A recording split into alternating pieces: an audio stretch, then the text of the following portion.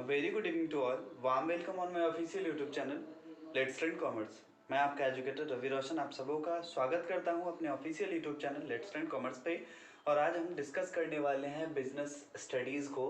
Class 11th business studies का ये class है आपका, जहां बिजनेस सर्विसेज फोर्थ चैप्टर जो है हम लोगों का बिजनेस सर्विसेज, उसका पहला लेक्चर मैंने आपको डिलीवर किया था पिछले वीडियो में। तो आज ये आपका दूसरा लेक्चर होगा और जिसमें हम डिस्कस करने वाले हैं आज टाइप्स ऑफ सर्विसेज की, कि टाइप्स ऑफ सर्विसेज कितने प्रकार के होते हैं और फिर इसमें बिजनेस सर्विसेज का क्या रोल है, सर्विस जो है उसके क्या रोल हैं हमारे इकोनॉमी में, हमारी अर्थव्यवस्था में। फिर हम बात करेंगे बैंकिंग क्या होता है और टाइप्स ऑफ बैंकिंग क्या होते हैं। तो ये 4-5 चीज़ें हैं जो आज के सेशन में हम डिस्कस करने जा रहे हैं। तो वीडियो में लास्ट तक बने रहें, तभी सारी चीज़ें आपके समझ में आएंगी। इसके अलावा अगर आप इस चैनल पर नए हैं तो चैनल को सब्सक्राइब कर लें। नए वीडियो के अपडेट्स के लिए बेल आइकन प्रेस करना ना भूलें। वीडियो अगर पसंद आती है तो ज़्यादा से ज़्यादा लाइक, कमेंट और शेयर करें। तो आइए शुरू करते हैं अपना आज का ये सेशन।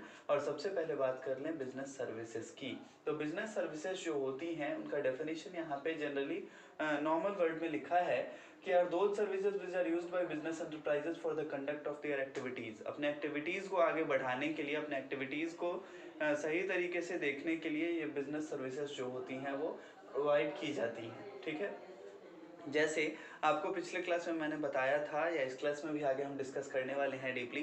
तो बिजनेस सर्विसेज जो होता है, मान के चलिए कि कोई बिजनेसमैन जो है वो बिजनेस स्टार्ट कर रहा है। तो बिजनेस स्टार्ट करने के लिए सबसे पहले हमें ज़रूरत होती है किसकी? कैपिटल की। कैपिटल को बिजनेस का ब्लड माना गया है। So it is very essential to any business और एनी इंस्टीट्यूशन।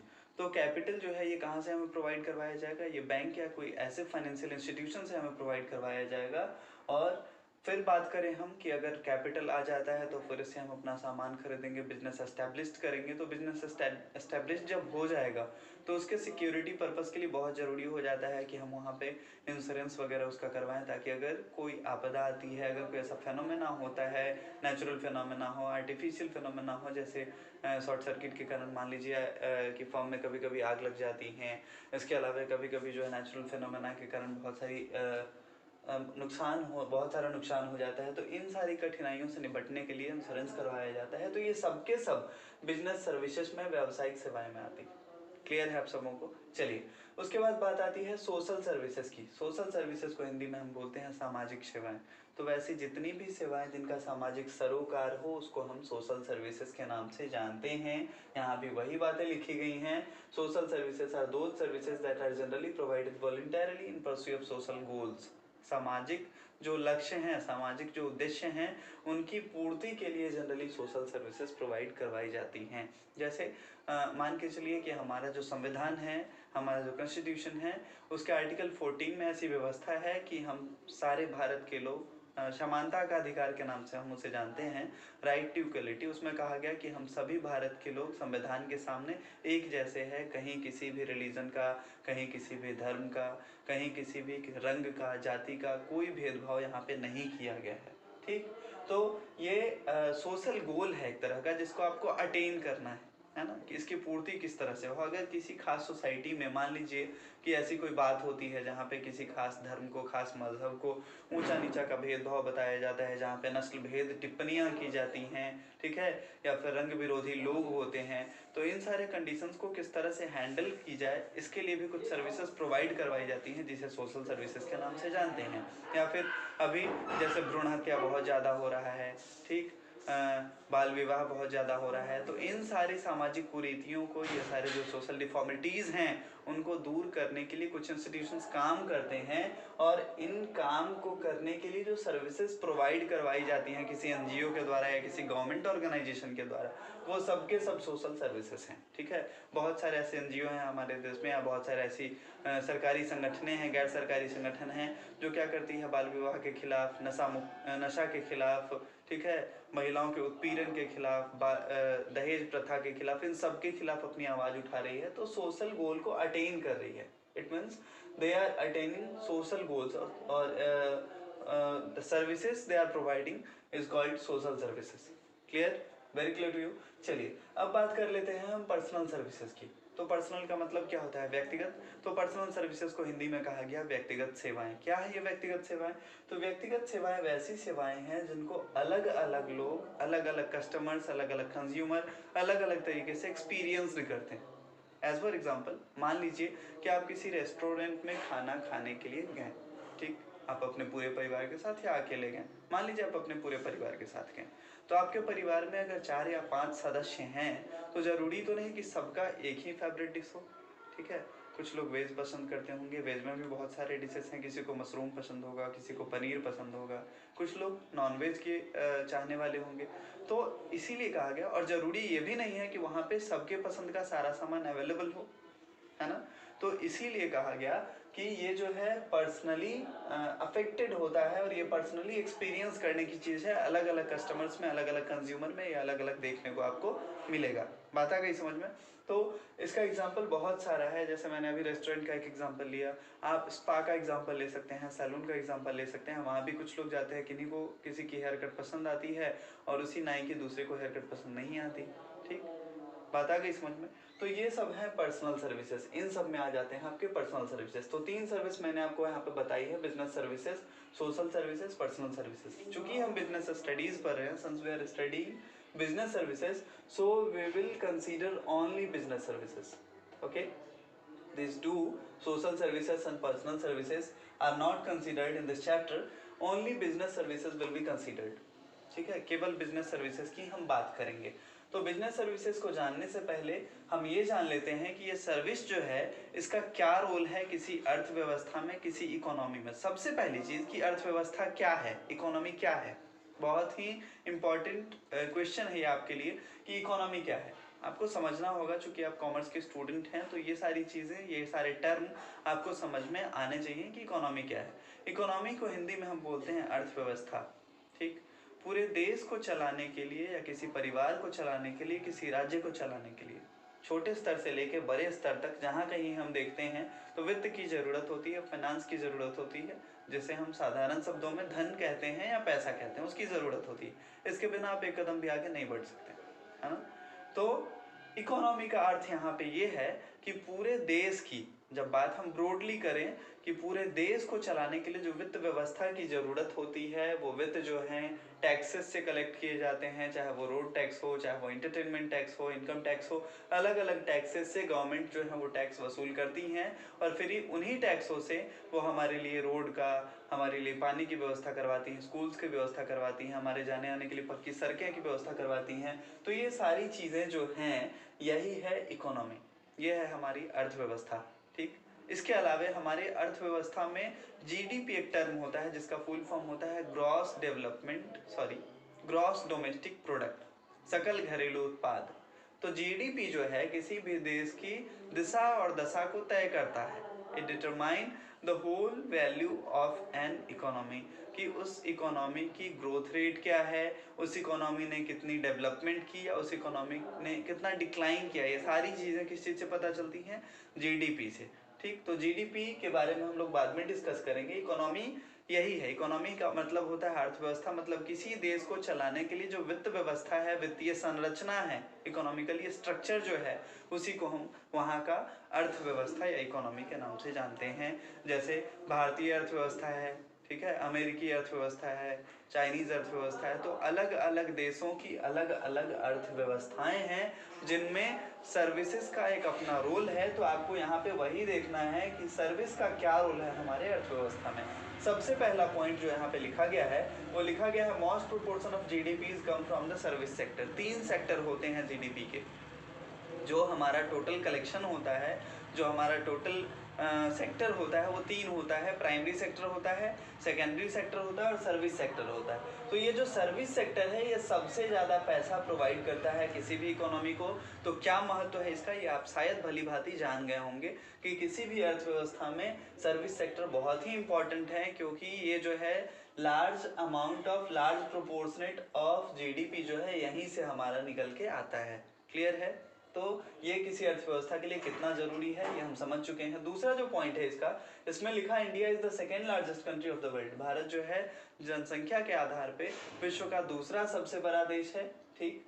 और and ranks among the top 5 economies of the world. और विश्व की 5 अर्थव्यवस्थाएं जो हैं, विश्व की 5 उत्कृष्ट अर्थव्यवस्थाएं जो हैं, उनमें भारत का स्थान है। और ऐसा एस्टिमेशन किया गया है, ऐसा अनुमान लगाया जाता है कि 2015 तक, by the end of 2015 it will be the third largest economy of the world. ये विश्व की तीसरी सबसे बड़ी अर्थव्यवस्था बन जाएगी। और इन सब के पीछे अगर हम देखें कि किसका योगदान है, तो वो है सेवा क्षेत्र का, सर्विस सेक्टर का। ठीक है, तो ये सर्विस सेक्टर कितना इंपॉर्टेंट है, ये सारे टर्म हमें बता रहे हैं। तीसरा और लास्ट जो पॉइंट है कि किसी इकोनॉमी में, किसी अर्थव्यवस्था में सर्विस सेक्टर का क्या रोल है, वो है according to the latest estimation services account for approx 63% of the world economy. पूरे विश्व की जो अर्थव्यवस्था है, अभी हम भारत के स्तर पे बात कर रहे थे, अपने देश की बात कर रहे थे, अब हम वैश्विक अर्थव्यवस्था की बात करें कि पूरा जो एक ग्लोबलाइजेशन है, पूरा जो ये विश्व है, उसका जो है पूरी की पूरी अर्थव्यवस्था है, उसका 63% हिस्सा, almost 63% of the world economy is covered only by service sector. ठीक है, और उसी पॉइंट में आगे फिर क्या लिखा कि nearly 70% of the labour force in the development economy is employed in the service sector. और जितने भी कार्यरत मजदूर हैं, जितने भी हमारे लेबर फोर्स हैं, श्रम शक्ति हैं, ठीक है, उनमें से 70% लोग जो हैं वो केवल सर्विस सेक्टर में काम में लगे हुए हैं। तो ये सर्विस सेक्टर कितना इंपॉर्टेंट है हमारे इकोनॉमी के लिए और कितना इंपॉर्टेंट है एम्प्लॉयमेंट के लिए, आप देख पा रहे हैं। क्लियर है?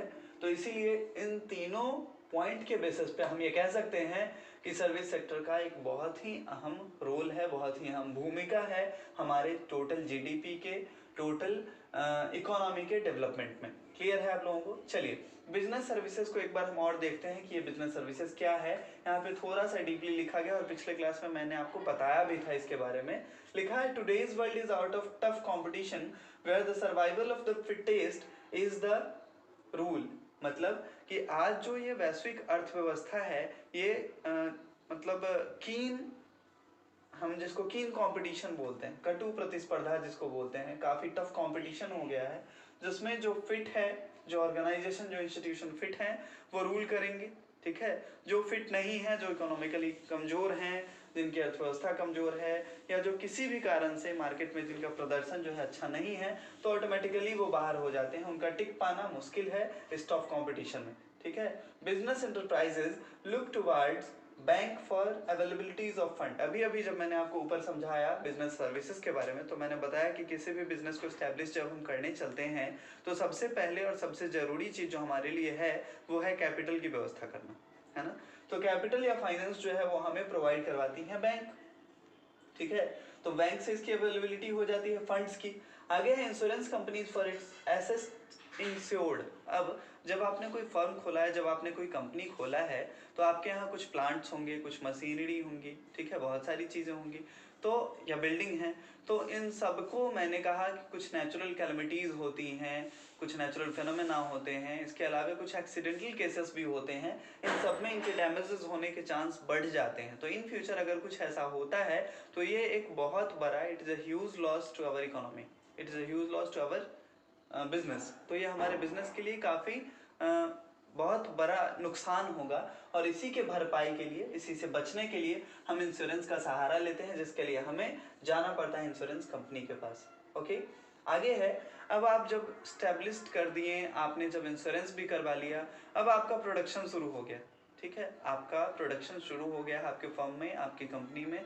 प्रोडक्शन जब शुरू हो गया, तब आपको ज़रूरत पड़ेगी प्रोडक्शन के समय कच्चा माल की, रॉ मटेरियल की। आप जो सामान बना रहे हैं, जैसे मान लीजिए आपने जूते बनाना शुरू किए, बैग बनाना शुरू किए, तो बैग के लिए जो फैब्रिक्स की ज़रूरत पड़ेगी, बैग के लिए जो चैन के कपड़े की ज़रूरत पड़ेगी, ठीक इसी तरह से जूते बनाने के लिए जो सू मटेरियल्स चाहिए, जो रॉ मटेरियल्स चाहिए, चमड़े चाहिए, उन सबको आपको कहीं ना कहीं से मंगवाना पड़ेगा।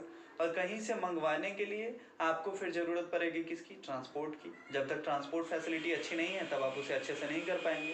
ठीक इसी तरह से जब ये सामान आपका फिनिश्ड हो जाएगा, बन के तैयार हो जाएगा, तो आपको एक मार्केट की ज़रूरत पड़ेगी। ठीक है, मार्केटिंग मैनेजर चाहिए होगा आपको। ठीक है, और इसके अलावे आपको वहाँ भी ट्रांसपोर्ट की ज़रूरत पड़ेगी, आपको अपने गुड्स को सप्लाई करने के लिए, और इसका जो सप्लाई चेन है ये सुव्यवस्थित तरीके से हो, इसकी देखभाल करने के लिए। ऑलराइट, तो ये सारी चीज़ें हैं बिजनेस सर्विसेज। इसके अलावा भी बहुत सारी चीज़ें होती हैं। मान के चलिए कि हम जब गुड्स लेके जा रहे हैं तो रास्ते में भी संभावना होती है उसके चोरी की, पिल्फरेज हो सकता है। मान के चलिए कि आपके पेट्रोलियम का टैंक है जो आप लेके जा रहे हैं, किसी कारण से उसमें रिसाव हो गया, पेट्रोलियम टैंक गिर गया या फिर किसी ऐसे जगह पे गिरा जो किसी के जान मान के लिए खतरनाक हो गया। तो ऐसे सारे कंडीशंस के लिए आपको पहले से तैयार रहना होता है। अकाउंटिंग में ये कहा गया है कि you have to prepare for all the losses. ठीक है, आपको किसी भी लाभ के लिए सोचने की ज़रूरत नहीं है, लेकिन अगर कोई हानि होने वाली है तो आपको उसके लिए पहले से वेल प्रिपेयर्ड होने की ज़रूरत है, पहले से उसे तैयार करने की ज़रूरत है। तो इसीलिए ये सारी चीज़ें यहाँ पे बिजनेस सर्विसेज में देख ली जाती हैं। इसके अलावे जब हम अपने सेल्स या सर्विसेज जो भी हैं उसको प्रोवाइड करवा देते हैं अपने कस्टमर्स को, फिर उसके बाद हम उसके सेटिस्फैक्शन को भी देखते हैं कि क्या कस्टमर्स वाकई इस प्रोडक्ट से संतुष्ट थे, क्या जो उनकी ज़रूरत थी उसकी पूर्ति हुई। ठीक है, क्या उनके सारे मापदंड पे हमारा प्रोडक्ट सही खरा उतरा। तो इन सारी चीज़ों को पूरी तरह से कंडक्ट करने के लिए जो चैनल होता है जिसे हम चैनलाइज करते हैं, वही है हमारा बिजनेस सर्विसेज। होप कि आपको बिजनेस सर्विसेज क्या है ये मैंने सिंपल लैंग्वेज में समझा पाने की पूरी कोशिश की और आपको समझ में आ गया होगा। अब जो हमारे आज के इस सेशन का टर्म है वो है बैंकिंग। ठीक है, तो बैंकिंग जो है ये बहुत ही कॉमन शब्द है आज के ज़माने में। बैंकिंग से जनरली लोग मतलब निकाल लेते हैं कि बैंकिंग जो है वो क्यों होता है, तो भाई पैसा जमा करने के लिए या निकालने के लिए होता है। वाकई कुछ ऐसा है भी। लिखा है banking company in India is one which transacts the business of banking which means accepting for the purpose of lending and investment of money from the public, repayable on demand और otherwise and withdrawable by cheques, draft order etcetera. मतलब banking एक ऐसी व्यवस्था है जिसमें किसी company का, किसी बिजनेस का क्या होता है, कैश जमा होता है या बहुत अलग अलग पर्पज से हम वहाँ पे फंड जो है, फंड के लिए वहाँ से लोन लेते हैं। ठीक, लोन भी हमें वो प्रोवाइड करवाती है। इसके अलावा हमारे जो जमा होते हैं पैसे, उसको हम डिमांड ड्राफ्ट के माध्यम से, चेक के माध्यम से, एटीएम के माध्यम से, विड्रॉल के माध्यम से, विड्रॉल फॉर्म के माध्यम से विड्रॉल कर लेते हैं। ठीक है, बिल्स के माध्यम से। तो ये अलग अलग तरीके हैं। तो बैंक का मोटे तौर पे काम क्या है, तो बैंकिंग कंपनी जो है ये 3-4 काम जो है मेनली करती है। पहला कि आपके कैश और कैश इक्विवेलेंट जितनी भी चीज़ें हैं उनको पूरी जवाबदेही के साथ वो अपने साथ रखती हैं आजकल। इसीलिए हमारे यहाँ गहने और जेवर जो होते हैं उनको भी लॉकर में सेफ रख दिया जाता है। ओके, उसके बाद है कि अगर आपको कर्ज की ज़रूरत है, अगर आपको किसी चीज़ के लिए लोन की ज़रूरत है, जैसे कोई स्टूडेंट है जो पढ़ने में अच्छा है, उसका मेडिकल में दाखिला हो जाता है लेकिन उसके परिवार वाले जो हैं उसको पैसा देने में अक्षम है, तो इस कंडीशन में बैंक जो है लोन प्रोवाइड करवाती है। अगर आप बैंक के पास जाएंगे तो कम रेट ऑफ इंटरेस्ट पे आप फ्री, मतलब रेट ऑफ इंटरेस्ट से आज़ादी मिल जाती है आपको, इंटरेस्ट फ्री ऑफ कॉस्ट जो है वो लोन प्रोवाइड करवा देते हैं। वहाँ प्रोसेसिंग फ़ी या लोन जो होता है उसका इंटरेस्ट आपको पे नहीं करना पड़ता। तो ऐसे बहुत सारे पर्पस हैं जिसके लिए बैंक आपको लोन भी देती है। अलग अलग फंड में, अलग अलग स्कीम में आप पैसे जमा करते हैं बैंक में और फिर जब ज़रूरत होती है आप अपने सुविधा के अनुसार उसे विड्रॉ कर लेते हैं, आप उसे निकाल लेते हैं। ठीक, अब बात करें हम बैंक के क्लासिफिकेशन की, बैंक के कितने भागों में बांटा गया है। तो बेसिकली बैंक को जो है आपको 4 कैटेगरीज में बांटा गया है। पहला है कॉमर्शियल बैंक जिसको हिंदी में हम वाणिज्यिक बैंक बोलते हैं, दूसरा है कोऑपरेटिव बैंक जिसको हम सहायक बैंक के नाम से जानते हैं, तीसरा है आपको स्पेशलाइज्ड बैंक जिसको विशिष्टीकृत बैंक के नाम से जानते हैं, और फोर्थ है आपका सेंट्रल बैंक जिसे हम केंद्रीय बैंक के नाम से जानते हैं। तो आइए अब चारों के बारे में हम विस्तार से बात कर लें। आज हम 3 के बारे में डिस्कस करेंगे, अगले क्लास में हम सेंट्रल बैंक को पढ़ेंगे। तो आज फिलहाल कॉमर्शियल बैंक को देखते हैं। सबसे पहला जो है वाणिज्यिक बैंक, ये क्या है। कॉमर्स आप पढ़ रहे हैं, आपका स्ट्रीम कॉमर्स है। कॉमर्स के बारे में जब मैंने बताया होगा कि क्या है कॉमर्स, तो मैंने बताया होगा कि प्रोडक्शन से लेके कंजम्पशन तक के बीच में जितने भी वर्क हैं, all the procedure involving from the production to the consumption up to the consumption is known as commerce. ठीक है, ये सारे एक्टिविटीज कॉमर्स में आते हैं। तो यहाँ कॉमर्शियल बैंक्स का मतलब है वैसे इंस्टीट्यूशन से जो पैसे में डील करता है, जो मनी में डील करता है। ठीक है, और ये IBR एक्ट 1949 के अंतर्गत आता है। IBR का फुल फॉर्म हो गया आपका इंडियन बैंकिंग रेगुलेशन एक्ट 1949 के अंतर्गत जितने भी कॉमर्शियल बैंक हैं उनको गवर्न किया जाता है गवर्नमेंट ऑफ इंडिया के द्वारा। अकॉर्डिंग टू इट, इसके अनुसार banking means accepting deposits of money from the public. Banking का मतलब क्या है, लोगों से पैसे जमा करवाना। ठीक है, for the purpose of lending on investment, और उसी पैसे से फिर बैंक क्या करती है, जिनको जरूरत है उनको पैसे प्रोवाइड करवाती है, लोन प्रोवाइड करवाती है और इन्वेस्टमेंट करवाती है। There are two types of commercial bank. अब ये कॉमर्शियल बैंक जो होते हैं ये क्या होते हैं, मैंने मोटे तौर पे आपको समझा दिया। अब कॉमर्शियल बैंक जो होते हैं ये भी दो तरह के होते हैं। पहला होता है आपका पब्लिक सेक्टर बैंक और दूसरा होता है प्राइवेट सेक्टर बैंक। साधारण शब्द में अगर हम कहें तो पब्लिक सेक्टर बैंक को हम कहते हैं कि ये सरकारी बैंक है भाई, जिसमें SBI आता है, बैंक ऑफ इंडिया आता है, कैनरा बैंक आता है, देना बैंक आता है, इलाहाबाद बैंक आता है, यूनियन बैंक आता है। ये सबका सब आपका पब्लिक सेक्टर का बैंक है जिसपे हमारा भरोसा ज्यादा होता है। क्या है ये पब्लिक सेक्टर का बैंक? तो वैसे बैंक जिसमें सरकार की हिस्सेदारी ज्यादा हो, ठीक है। A bank in which government is the share holder of more than 51%, ठीक है। ऐसे बैंक में सरकार की हिस्सेदारी 51%, 51% या इससे ज्यादा होती है, वो पब्लिक सेक्टर का बैंक होता है, जिसका नाम मैंने अभी आपको गिनवाया। इसके अलावा भी बहुत सारे बैंक हैं। अब बात कर लें हम प्राइवेट सेक्टर बैंक की, तो प्राइवेट सेक्टर बैंक जो होते हैं इसमें सरकार की हिस्सेदारी 49% या उससे कम या ना के बराबर होती है, ठीक। इनका जो पूरा लॉ होता है, पूरा रूल ऑफ लॉ होता है। हालांकि सेंट्रल बैंक तो सबके ऊपर है, पब्लिक सेक्टर के साथ साथ प्राइवेट सेक्टर को भी वो कंडक्ट करती है, लेकिन कुछ एक चीजों में ये जो है आजाद होते हैं प्राइवेट सेक्टर वाले बैंक। जैसे रेट ऑफ इंटरेस्ट जो है इनका कम होता है, लेकिन प्राइवेट सेक्टर में थोड़ा ज्यादा होता है। प्राइवेट सेक्टर में आपको कुछ ज्यादा देना होता है रेट ऑफ इंटरेस्ट अगर आप लोन लेते हैं तो, ठीक है। तो बहुत सारी ऐसी चीजें हैं जिसमें प्राइवेट सेक्टर को थोड़ी बहुत छूट दी गई है और ये अपने हिसाब से निर्णय ले सकते हैं। प्राइवेट सेक्टर बैंक के उदाहरण मैं आपको दे दूं तो HDFC बैंक है आपके private sector bank, axis bank आपके प्राइवेट सेक्टर बैंक है, ICICI बैंक, ये सब कुछ जो प्रमुख बैंक हैं ये आपके प्राइवेट सेक्टर के बैंक हैं। होप कि आपको कॉमर्शियल बैंक क्या होता है ये समझ में आ गया हो। बात कर लेते हैं हम कोऑपरेटिव बैंक की। कोऑपरेटिव बैंक जो होते हैं ये स्टेट कोऑपरेटिव सोसाइटी एक्ट के अंतर्गत किसी खास प्रोविजन के माध्यम से बनाए गए होते हैं, जिनका काम मेनली क्या होता है कि अपने मेंबर्स को फाइनेंस प्रोवाइड करवाना और अपने मेंबर्स को कम चीप क्रेडिट प्रोवाइड करवाना, ठीक है। कम रेट ऑफ इंटरेस्ट पे, कम लागत पे कर्ज मुहैया करवाना इनका मुख्य उद्देश्य होता है। ये कोऑपरेटिव बैंक होते हैं और वही बातें बिल्कुल क्लियरली और बहुत आसान शब्दों में यहाँ पे लिखी गई है, ठीक है। अब बात कर ले हम अपने स्पेशलाइज्ड बैंक की। नाम से बहुत ज्यादा क्लियर हो रहा है, स्पेशलाइज्ड बैंक का मतलब ही होता है विशिष्टीकृत बैंक। तो इसमें फॉरेन एक्सचेंज बैंक होते हैं, ठीक है। फॉरेन एक्सचेंज बैंक का मतलब कि जैसे मान लीजिए कि यहाँ कोई अमेरिका का सिटीजन आया तो वो डॉलर लेके आएगा, तो उस डॉलर को फिर आपको, अगर डॉलर वो जमा करता है तो आपको रुपए देना है ताकि वो यहाँ पे रहे, तो उसको किसी तरह की कोई दिक्कत ना हो। तो इसके लिए जो बैंक्स होते हैं वो फॉरेन एक्सचेंज बैंक होते हैं। सेम चीज लागू होता है अगर आप कहीं और जाते हैं, जैसे आप थाईलैंड गए, आप जिम्बाब्वे गए, तो वहाँ का जो करेंसी है उसके अकॉर्डिंग, उसके एक्सचेंज रेट के अकॉर्डिंग आपको बदल के आपके करेंसीज के बदले में वहाँ की करेंसीज दे दी जाती है, ताकि आपको वहाँ पे किसी तरह की किसी परेशानी का सामना ना करना पड़े, ठीक।